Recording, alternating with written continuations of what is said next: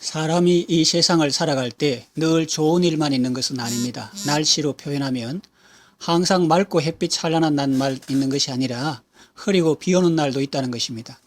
물론 이것은 사람 중심의 생각입니다. 식물에게는 비 오는 날이 필요합니다. 사람에게 안 좋게 보이는 일도 하나님은 우리에게 유익되게 하실 수 있습니다. 늘 햇빛만 비치면 사막이 된다는 말도 있지 않습니까? All sunshines makes desert. 하나님은 우리의 유익을 위하여 때로는 환란의 골짜기를 통과하게 하십니다.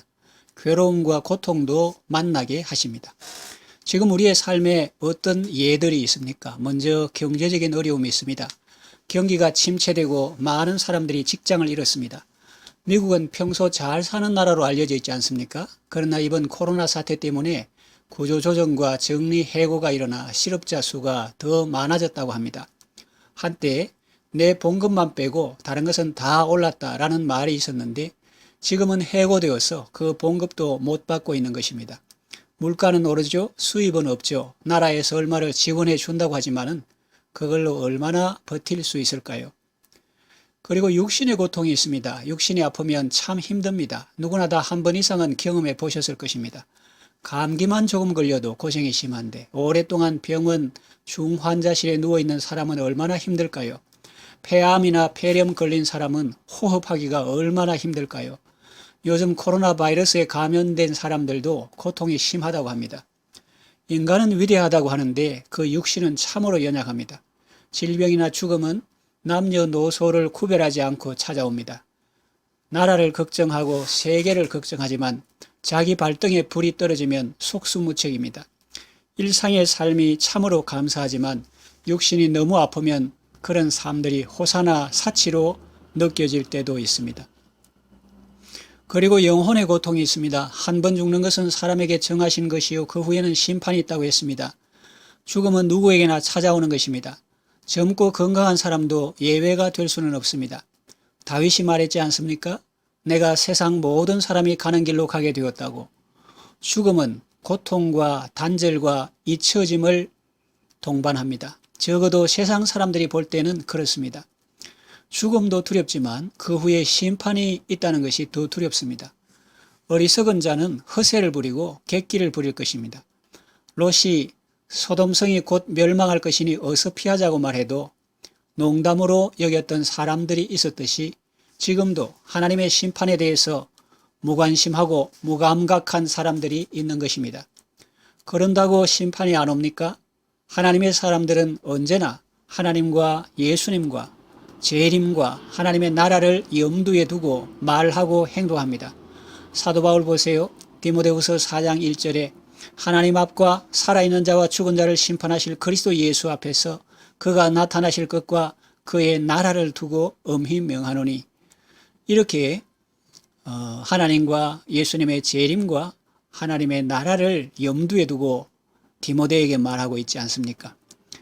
코로나 사태는 사람들에게 많은 변화를 가져다 주었습니다. 우리의 신앙생활에도 많은 깨달음을 주었습니다. 우리는 전염병과 격리와 사람들의 죽음과 거리두기와 예배 제한을 경험하면서 앞으로 이런 일이나 이보다 더한 일도 얼마든지 일어날 수 있는 그런 세상 속에 살고 있음을 알게 되었습니다. 변하는 세상 속에서 우리는 어떻게 하나님의 자녀답게 살아야 할지 또 다음 세대는 어떻게 세워야 할지 기도하고 하나님의 인도를 받아야 할 것입니다.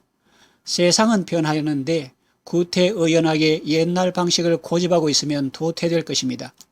진리를 왜곡하고 세상과 타협하라는 말이 아닙니다. 천지는 변해도 주의 말씀은 회가나 변하지 않고 그대로 다 이루어질 것입니다. 하나님의 영광스러운 복음을, 불변의 복음을 변화하는 세상 속에서 어떻게 지혜롭게 효과적으로 전할 것인가를 생각해야 한다는 말입니다. 이런 고민거리를 앞에 두고 있는 우리에게 하나님은 말씀으로 우리에게 소망을 주십니다. 하나님이 우리와 함께 하십니다. 본문에 보니까 하나님이 우리가 간구할 때 응답해 주시고 환난에서 건져 주시고 영화롭게 해 주신다고 하십니다. 더욱 좋은 것은 환난 날에 나와 함께 하신다는 말씀입니다. 우리가 이 세상 살다 어려운 일 만났을 때 가끔씩 도와주는 사람도 고맙지만 함께 하면서 도와주는 사람은 더 귀하고 고맙죠. 저는 개척교회를 섬기는 목사로서 그것을 많이 체험하였습니다. 예수님은 어떤 분이냐면은 내가 구덩이에 빠졌을 때 직접 구덩이에 내려오는 분입니다.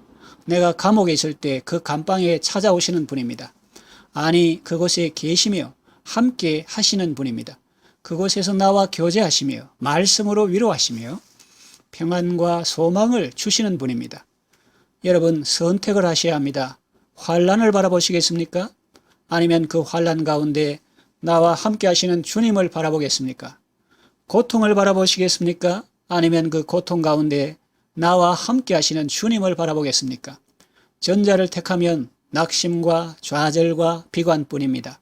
후자를 택하면 감사와 기쁨과 소망이 가득합니다. 당장 실험해 보십시오. 오늘 이런 어려운 일이 있었는데 내일은 또 어떻게 살지 그래 보세요. 기분이 우울해지고 잠도 잘 안 올 것입니다. 문제를 바라보면 그래요. 그러나 주님을 바라보면 다릅니다. 오늘도 수많은 어려움 가운데서 주께서 내게 이런 은혜를 베풀어 주셨다. 나를 긍휼히 여겨 주셨다. 다른 사람은 다 내 병이 심하다는데 예수님께서 오늘도 나와 함께 하시며 내 고통을 거두어 주셨다. 갈보리 십자가에서 내 질병과 연약함을 다 짊어지셨고 내게는 생명과 평안을 주셨다. 시편 기자는 이것을 경험했습니다. 시편 68편 19절에 날마다 우리 짐을 지시는 주 곧 우리의 구원이신 하나님을 찬송할지로다. 이렇게 노래하고 있습니다. 육신의 고통 문제도 그러하고 재정적인 어려움도 그러하고 영혼의 문제도 그러합니다. 예수님은 모든 면에서 우리의 구원자가 되십니다. 환난이 문제가 아닙니다. 환난 가운데 함께 하시며 도와주시는 하나님을 모르고 기도하지 않는 것이 문제입니다. 그가 내게 간과리니 내가 응답하리라 하셨지 않습니까? 그가 환난 당할 때 내가 그와 함께하여 그를 건지고 영화롭게 하리라 하시지 않습니까? 그러니 여러분, 하나님을 바라보십시오. 환난 가운데 있다 할지라도 환난을 바라보지 말고 하나님을 바라보십시오. 문제가 태산처럼 커 보이면 두렵고 실패하게 됩니다. 그러나 하나님이 크게 보이면 문제는 티끌같이 작게 보입니다. 하나님은 저 위에서 명령으로만 구원하는 분이 아니고 직접 현장에 내려오셔서 환난 가운데 있는 나와 함께 하시며 내가 힘들하면 업어주시고 때로는 안아주시며 도와주시는 분이십니다. 무엇을 바라보는가가 여러분의 삶의 성패를 결정할 것입니다. 극심한 환난 가운데 있다 할지라도 내주하시며 동행하시는 주님을 바라보며 주님의 위로와 공급하시는 힘으로 승리하시기 바랍니다. 앞으로 어떤 시대가 오고 또 어떤 일이 일어난다 할지라도 우리와 함께 하시는 주님을 힘입어 넉넉히 이기는 삶을 살아가시기를 바랍니다. 기도합니다. 하나님 아버지, 우리의 간구에 응답해 주셔서 감사합니다. 더욱 감사한 것은 우리가 환난 당할 때에 주님께서 함께 하신다는 사실입니다. 우리가 모든 인생 여정에서 함께 하시며 날마다 우리 짐을 지시는 주님을 찬양합니다. 하늘과 땅의 모든 권세를 가지고 세상 끝날까지 함께 하시는 주님을 찬양합니다. 환난의 골짜기를 통과할 때 그 환난을 바라보지 않고 그 환난 가운데서도 나와 함께 하시는 주님을 바라보게 하소서. 고통을 바라보지 않고 그 고통 가운데 나와 함께 하시는 주님을 바라보게 하소서. 내 모든 죄를 사하시며 내 모든 병을 고치시며 내 생명을 파멸해서 구속하시고 인자와 긍휼로 관을 씌우시며 좋은 것으로 내 소원을 만족케 하시는 주님을 바라보고 믿음으로 감사하며 승리하는 삶을 살게 하소서. 예수님의 이름으로 기도합니다. 아멘.